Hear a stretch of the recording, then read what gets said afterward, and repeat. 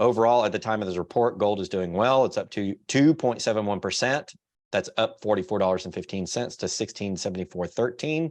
Silver is up 6.79%, doing better at $20.78.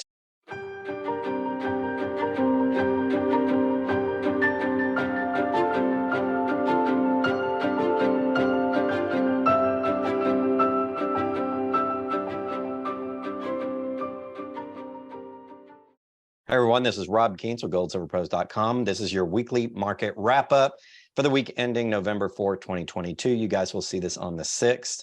This is done about 2 p.m. in the afternoon. So all prices that I quote will be as of that time. We have a lot to talk about this week. I think there's been a lot of movement in the gold and silver markets, and we'll get into that. But before we do, I want to talk about the economy and some of the major economic data points that we saw this past week. As I warned you guys last week, the big economic data point we really wanted to see were the payroll situation, so we'll get right into it. First Friday of every month, we get the non-farm payrolls. It might be the single biggest data point that most people look at in terms of economic health, because payrolls lead to consumer spending, and consumer spending is about 3/4 of the economy. So unemployment and the payrolls are a big deal. As of today, the payroll increase last month for non-farm payrolls was 315,000. For this month, economists polled thought we would get 205,000, expecting much more bearish than what we had last month. We ended up with somewhere in the middle, 261,000. So it's a little bit better than what economists thought, not quite as good as last month. How do we interpret that? Well, the markets are up and down. As I'm looking right now, the Dow Jones is up 34 points, but it was up 34 and then it was down 87. And now it's back up 34. So it's fluctuating back and forth. The S&P is up 3 points, both up about 0.1 or 0.11%. NASDAQ is still down because the FANGs have sold off, and the FANGs are down about 50% from their highs. So NASDAQ's not doing well. The Russell 2000, which are the small caps, is also down 0.4%. NASDAQ down 0.2%. Overall volatility as measured by the VIX is down a little bit. So I think traders are content with what's going on in the payroll part of the economy. The number's not quite as good as last month, but better than expected means that we are decelerating a little bit on job growth, but it's still positive, which overall is good for the economy. The Chicago PMI Purchasing Manager Index is below 50. It's at a 45.2. It's below the forecast of 47. It just means the purchasing managers do not expect growth in the near term. The S&P US Manufacturing PMI is at 50.4. That's a final revised number. It's slightly in the positive range. Anything over 50 on that's considered positive. The ISM Manufacturing Index is 50.2%. Those seem to agree. Job openings are robust at 10.7 million, although we do have 4.1 million quits. Motor vehicle sales were higher than expected at 15.8 million. That's a very healthy number. And overall, the economy seems to have recovered a little bit, since the last quarter. Some of the deceleration in the economy, not quite as bad in terms of a little bit of the payroll and a little bit of the spending, although it's not super positive either. Next week's, what we're going to look at is consumer credit. How are people spending and how much are they putting on credit? Because you look at spending, if more of it's going on credit, that means more debt coming in the consumer. It means they're not quite as healthy as we want them to be. We'll also have core CPI month over month and initial jobless claims and consumer sentiment. We'll look at that in next week's report. Overall, at the time of this report, gold is doing well. It's up to 2.71%. That's up $44.15 to $1674.13. Silver is up 6.79%, doing better at $20.78. We're going to do a share screen real quick, and we're going to take a look at what's going on in the gold and silver markets. Here we have gold on the CME group, and as we can see by looking at the volume and open interest, that we've had a healthy amount of volume and trading lately. It's up above its normal number. And what's going on with that market? Well, December is a dominant contract. Remember, this is futures trading that determines the current spot price. So we always look at the next dated month for the derivative market to see where the trading is, because they're trading futures. They're trading what they think gold is going to do in December. The open interest was 348,000, which was healthy. They had a very high exchange for physical number. This is something I wanted to point out. 11,190 And usually what this is people going from the American market over to the London market, either to get exposure to price differences or to get physical that's not available.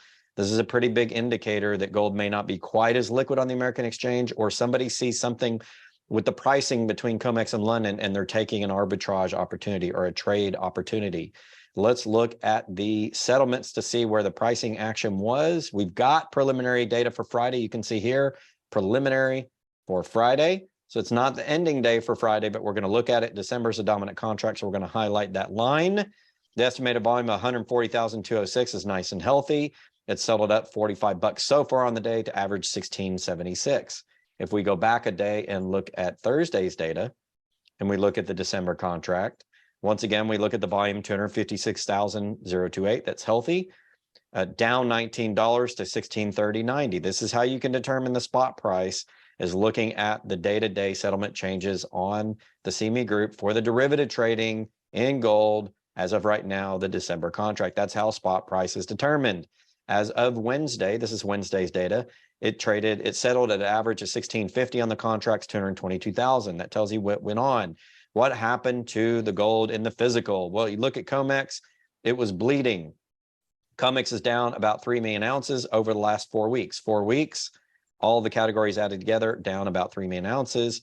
Overall, the rest of the sector is down about 644,000 ounces, and this is the London market. Some of this ETF gold here that we see in this part of the table is held in New York or other places. The majority of it's held in London, so this is a good London proxy for what goes on, and they're down as well. So gold is coming off. And if you look specifically at the biggest London ETF, which is GLD, and we click on that chart right there, we'll get a little bit of a runoff. So still healthy gold stocks in London, although it's coming down. Let's take a look now at silver. So if we go over to volume and open interest on the CME Group's website, again, more volume going on in silver. People are getting ready for the end of year trade and they're taking positions. That's what that means. December is also the dominant contract for silver futures trading, and we want to look at what's happened. At close, 103,000 open interest.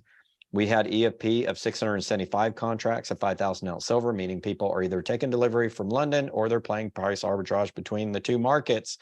Overall, looks like fairly healthy numbers. This is early Friday. Let's go back and look at the settlements. On the early Friday data for the December contract, 41,644 volume, up $1.35 on the day so far to settle at 27.84 as the spot price, or close to the spot price. Thursday's data, December contract, estimated volume 72,300, closed contracts down 16 cents to close at 19,430. The reason I show you all this data is to point out this is where spot price is determined, and it's not on physical delivery. This has to do in the paper. How do I know it's not a physical delivery? Because you go back to this chart on volume and OI, and you look at the deliveries, and it's 63 so far for Friday, not a lot. Or Thursday, I'm sorry, Wednesday, there were 7. Tuesday, there were 73. Out of all these contracts, 105,000. So it's not even a percent, which is delivered. So that just tells you the spot price, not the physical deliveries. Looking over at the physical positioning or the flows of silver, the top 3 lines are COMEX. This is the US market. We're down, I would say, about 26 million ounces over the last 4 weeks in COMEX. COMEX has bled 26 million ounces total across all of its categories, registered and eligible. If we want to look at what's going on in London, predominantly these are London. You see also that we have lost some as well, but net we've gained. So there's more silver now pouring into SLV after we saw that silver being withdrawn from SLV for a very long time. It appears people want to reinvest in SLV, and you can see the slight uptick. Now, it doesn't account for all the silver that came out of SLV since silver squeeze in January and February of last year, but it is a nice little uptick, so some silver starting to come back in. So a little bit more silver liquidity going to the London market, a lot of it coming out of the Western market. It means net silver's flowing from the United States to London and to other markets, net. Going to the Commitment of Traders report, you guys are familiar with this because it tells us from the weeks prior how the traders were positioning on the market, which tells us how the prices will go. All of this data, this is aggregate data, gets broken down into pieces in this report, at least broken up into reportable positions by group. Those groups are producer merchants, swap dealers, managed money, other reportables, and non-reportables. We typically look at silver and gold, so let's look at silver. Now, this is as of October 25th, 2022. This is in arrears or a backward-facing report. So what we see in this data tells us what will happen in the markets here, because this settlement data occurred a week ago, and this is a result of it that we're seeing on the market. So this is rear looking at what happened in the last week prior to this past week. The producer merchants are net short. That's normal in silver because they're protecting their downward price risk for the people that produce it. Let's say your assumption is $20 silver, it goes down to 19. You're a producer, you're a miner, you put a short position on, so that if it goes down, you make money on the short position to offset your loss in the actual physical price that you get for it. Swap dealers traditionally are the smart money. They have net added about 2,100 to their long position, 1,800 outright, and then dropping 309 shorts. So they've continued to go net long. Those are the sharps, and I think the smart money in silver, predicting silver will go up. We look at the managed money, which are like the financial positions. It's a very big and liquid market, of which a very small percentage of what they invest in goes to the precious metals, and therefore they're usually on the bad side of the trade typically, and not the smartest money in this particular market.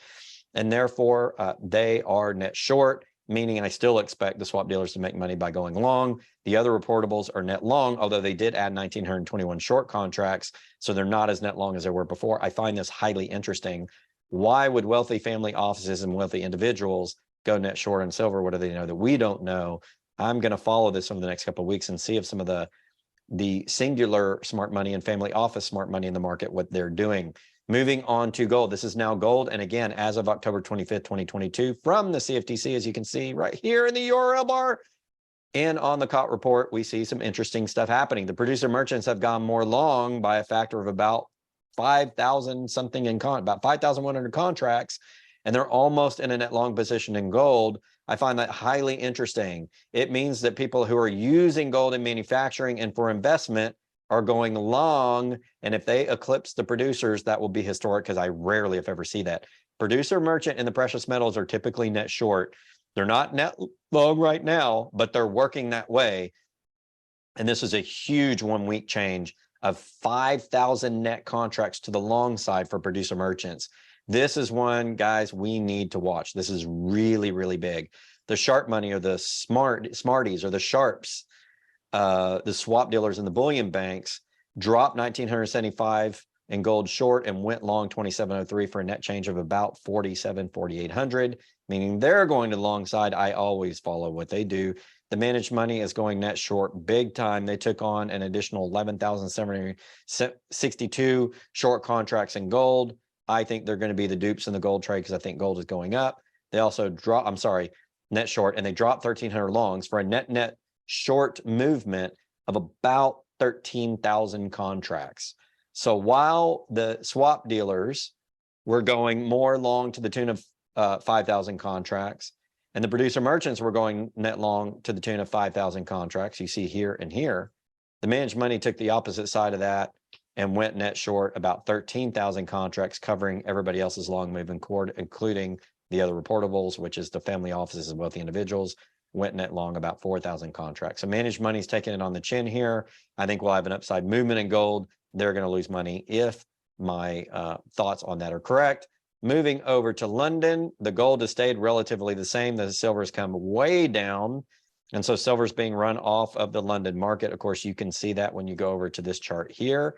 This is the 4 week trend of the London market on Nick Laird's site. If you go to straight to the LBMA, you get basically the same thing. Now, some of this silver is pledged to the ETS and it's pledged to other contracts, and not all of this is liquid. This is just what they have.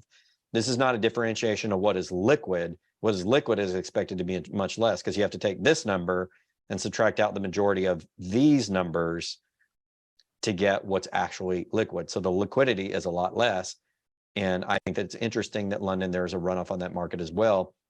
I've actually downloaded the London data, and what I'm going to do with that is graph it out for you on the next show and show you over the last few years what's happened in an Excel graph, so you can actually see a longer term on the London market as well. I think it matters, because you're going to see how there was a nice buildup, and then there was silver squeeze, and then a bit of a buildup, and then boom, it's fallen off. So buildup of inventories in London, silver squeeze, a little bit of a buildup, and then the physical buyers in London have increased. and more has come off than what came off in Silver Squeeze. I'll show you that chart next time we do it. Stay tuned, because we're going to do this every week and tell you what's going on in the economy. This will give you 10 to 12 to 15 minutes. Bite-sized chunk, you know what's going on in the precious metals, what's going on in the economy, what to follow, what to pay attention to. We'll do this every week. Thank you guys so much for tuning in. We'll be with you next week for the next weekly market wrap-up report.